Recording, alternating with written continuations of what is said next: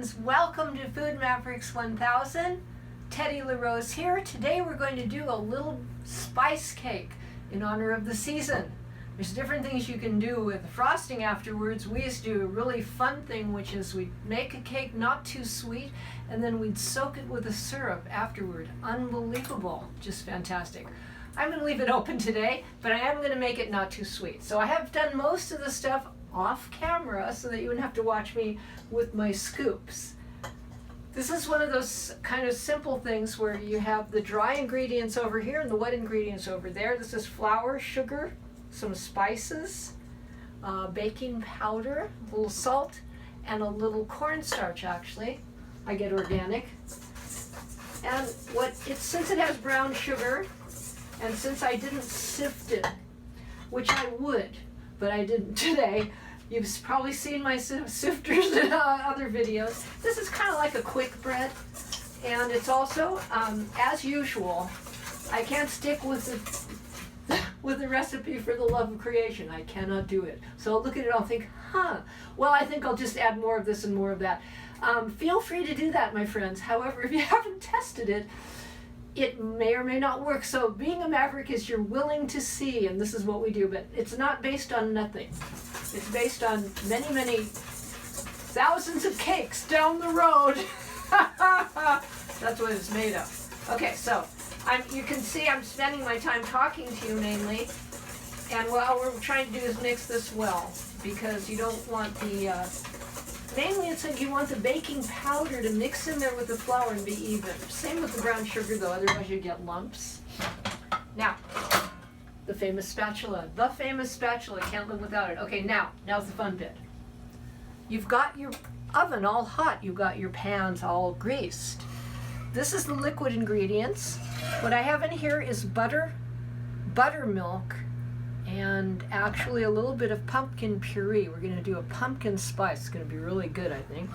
And this has all been warmed up to be at room temperature. If you had the wherewithal to remember to take the things out first, then there you go. If not, I've done this before, which is warm them up on the stove. You just don't want it too hot. And if you're using butter, be sure I'd melt it first and then add the rest. It'd be a very quick process. So here we are. You can see it's kind of pebbly largely on account of the nice oil in that buttermilk. The butter in the buttermilk. Okay, so now there it is. And what the fun thing they tell you is make a well in the center. Turn your timer off because we have about 4 things going here today, my friends. You'll see.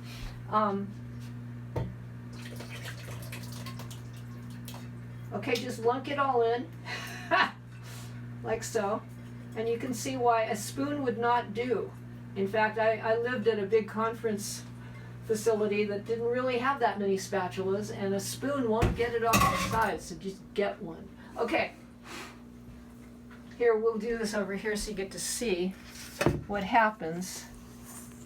I have done vegan versions of this. When we were at the conferences, that's what we would do. So instead of butter, you can use oil, and in fact, instead of buttermilk, you can actually use water, which I've used before, as long as you got something in there. In this case, the pumpkin, which is going to do some of the work that eggs do. It also does some of the work that, any of the other binding rich ingredients. It's amazing what it does, actually. And note the pretty color. So we've got pumpkin pie type spicing going on in here. So like gingerbread. You can see there's a few little lumps of sugar not quite mixed in. We'll live with it, okay? So now I don't know if... Okay, try to do a better job than that with the flour, guys. You don't want to do that. See, so... But you also don't want to overmix. So if you've had this problem, see here we're a maverick. This won't make a huge amount of difference, but maybe a little that you hadn't made. You want the flour to be mixed in, mainly. Okay, now with a pan, you cue up the amount of batter with the size of pan, and you really don't want to go more than about 3/4 full, but you can go a little, a little less than half also works. This way it has walls to hold on to as it's going up.